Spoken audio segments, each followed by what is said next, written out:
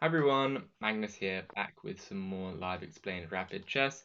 This time playing a 1900 from France, opening with the birds. This is basically reverse Dutch. With black, you're often playing f5. So generally with white, you've played d4, black plays f5. So it'd be something like here and then here. And the point of f5 or f4 is that you're trying to prevent this pawn, this e pawn, from going two squares into the center and taking a lot of space. So f5 and knight f3 clearly designed to clamp down on this e5 pawn push. I'm going to bring my bishop out to g4, putting some pressure on this knight, because eventually what your goal should be in these either f4 or f5 structures is often to try and execute this pawn to e5 break. If you can get away with this pawn break, you're going to get a good position because their king's going to be slightly more exposed than yours. Okay, so I'm going to actually play this slightly weird looking move, knight d7. And the reason I'm putting the knight on d7 rather than out to c6 is because if their bishop would have come out, or eventually their queen to target this pawn, I'd much rather have the knight on d7 so that I can put the pawn on c6 and create this nice little pawn chain and solidify the position.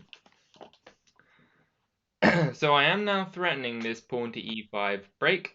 So they develop their bishop so that I cannot play pawn to e5. And the reason why pawn to e5 is not working after the capture is because the bishop will capture. And then if I go e5, they can actually take this pawn on d5. So I'm going to develop my other knight to guard this pawn here. I would expect them to play something like d4. So they have allowed me to execute my pawn e5 break, which I am going to go for because that was my whole plan. And if I can now get free development with my pieces like bishop d6, c6, castles, they have to take. If they don't take, I'm going to shove this pawn down their throat and they're going to have a pretty nasty time. So I would expect them to take, probably move the bishop back to e2 or something, or maybe just leave it there, one or the other. Yeah, they leave the bishop.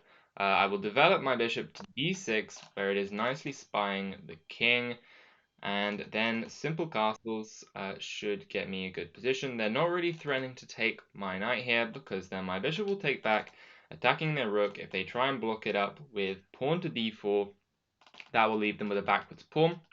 And if they were to block with pawn to c3, they have got potential hole here, as well as rough development for the knight. It would have to go somewhere weird. So it's good to castle. At some point, we're going to play c6, all these nice moves, and just have a decent game. So white might remain slightly better, but I think it's very marginal. I think black's definitely close to having equalized the position. Okay, I'm thinking I should probably put my knight in the middle. Maybe I can bring in the queen and try and start some kind of checkmate attack. If I put my knight in the middle, they'll probably play a move like d3. And on d3, do I go knight to g4 maybe? Knight g5. I don't think that really does anything. So I might have to come up with another plan. Queen to e7 also makes sense. Just looking to bring more pieces into the game. I do like the look of queen e7.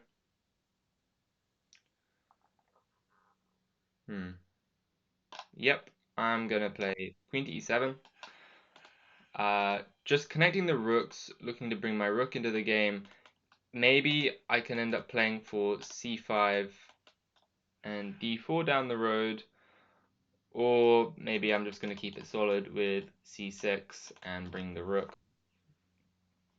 So go for this. Wow, that is an interesting move. I feel like I should probably take that.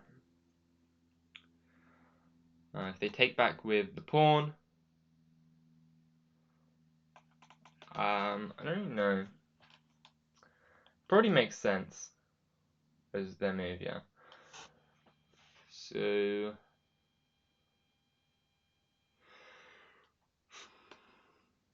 I guess I'm going to take that. At least my rook now has even more clear development square onto the d file, where it's now lined up with the queen. And we're going to have this position where white's got like the two hanging pawns in the center, and I've got the two sets of three outside pawns, which does at least give me easy rows to put my pieces down the middle, and I do like the look of that. But as you can see, the bird not very theoretical.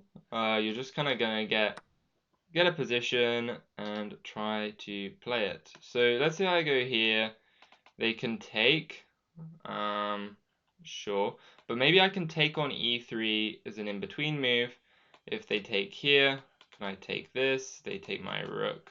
That's not so good.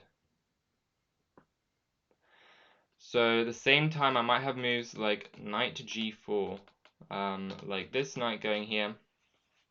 If they go h3, I could play bishop to e5, d4, and maybe there's some tricks with like a check here. Queen takes e3, takes,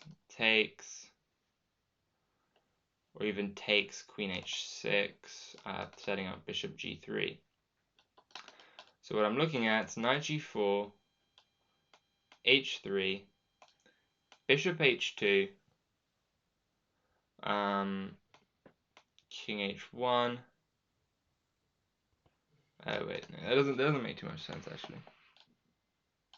Oh no, sorry. I was looking at knight g4, h3, bishop e5, saying that if you take my bishop, then you'll end up with your rook and your king forked.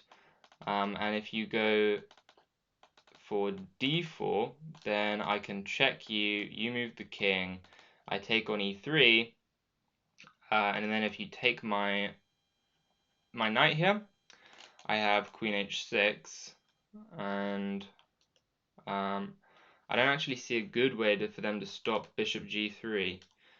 Maybe queen f3. No, queen f3, bishop g3 anyway.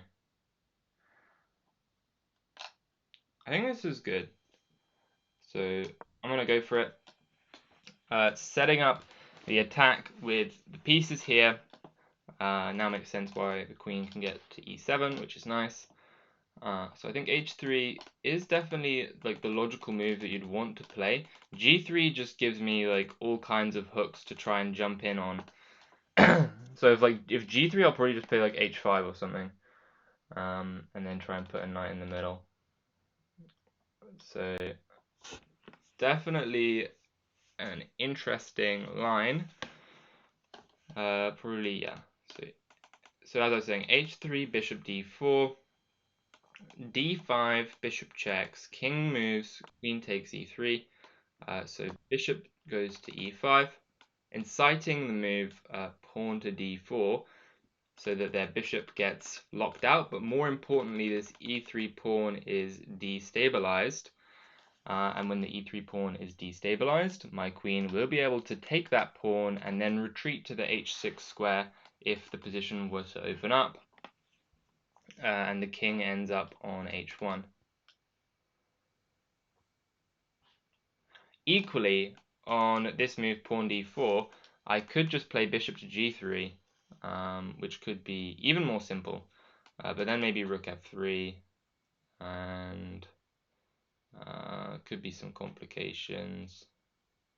Maybe bishop f2, king h1, knight e3 is probably still good for me, because I'm going to take that bishop there, and my pieces will escape. So I don't really know what else black is meant to do, other than, I guess they could go knight c3. That's probably the best move, if I had to guess.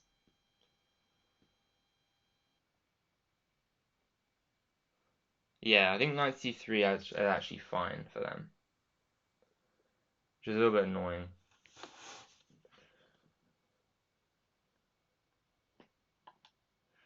Knight c3, knight e4, no. Yeah, probably shouldn't have only looked at d4. Knight c3.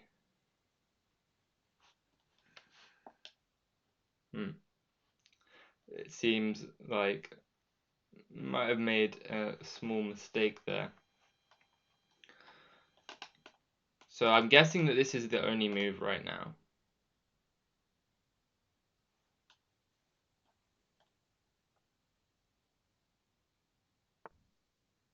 Bishop a3. I didn't consider that either. Wait, bishop d6? No.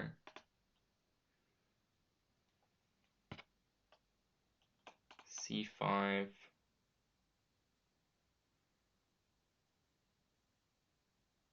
think I have c5, right? Because c5 blocks the diagonal, and now their rook is trapped in the corner. Their bishop can't go back to defend it. So after c5, knight c3, I can take that. They take. I take with my queen. They move their king over. I give a check, and then you win the exchange. So I think c5 is good enough.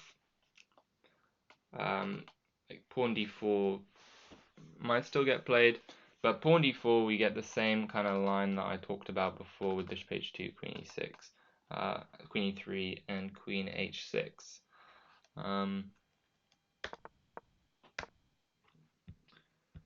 Bishop a3 was an interesting try, definitely. Was there something better than c5? Because sometimes you just have to make a decision and move, especially in 10-minute chess, not all the time in the world. So we're going to go for this.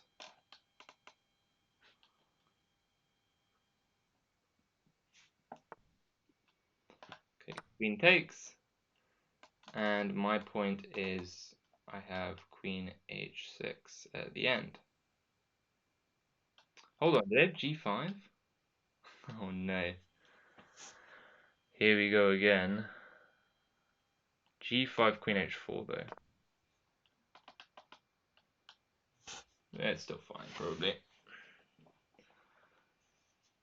Because anywhere that the queen goes to try and get out of this bishop, because bishop g3 always covers up everything on the third rank. So that is a checkmate. Definitely some sketchy calculation there. I think knight c3, and I probably would have just had to regroup the pieces. Though the good thing is, when you're missing moves, as long as it's not like if as long as you're not missing the most confrontational moves, if you're missing a quiet move, it's not the worst thing in the world. So okay.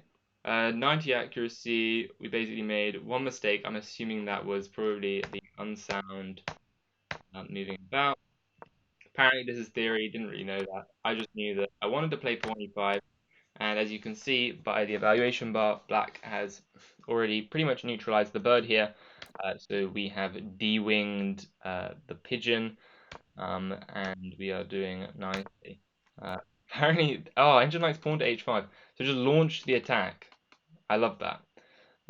Probably could have gone for that actually, so keep this in mind. When the king only has these pawns here and is undeveloped and doesn't have this kingside knight, it's quite important. When this knight's missing from the kingside, it's often much easier to defend. These knights here on f6 or on g6, for example, are excellent defenders of the position, and if you don't have them, you can get in a lot of trouble with just a bishop.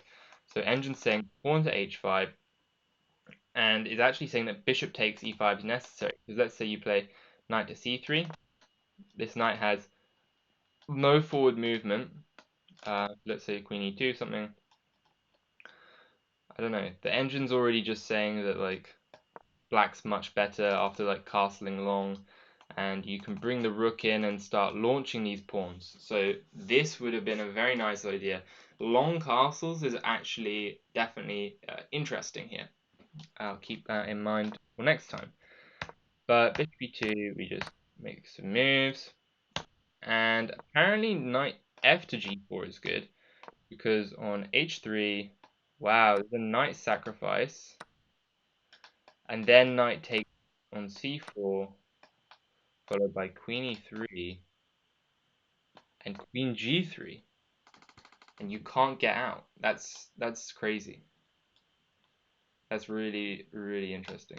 And if here, then queen h2 check.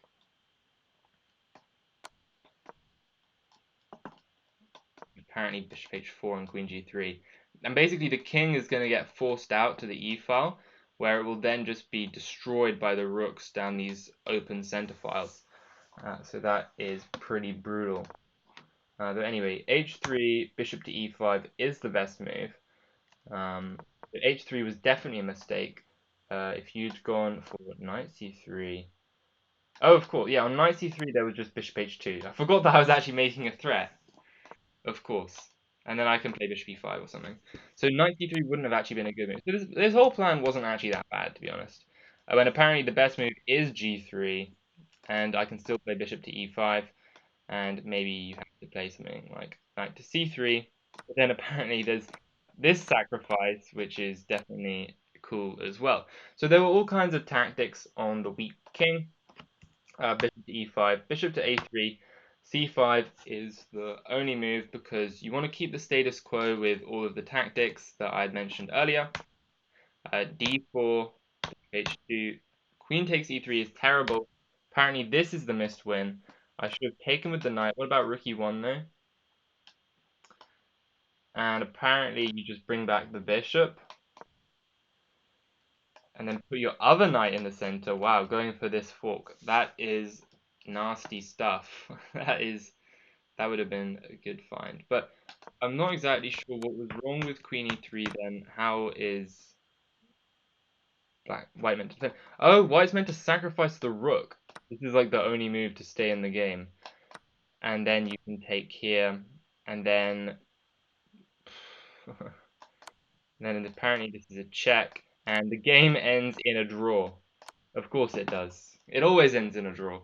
Because let's say you were to go back here, then knight to e4 comes, and the king is getting butchered.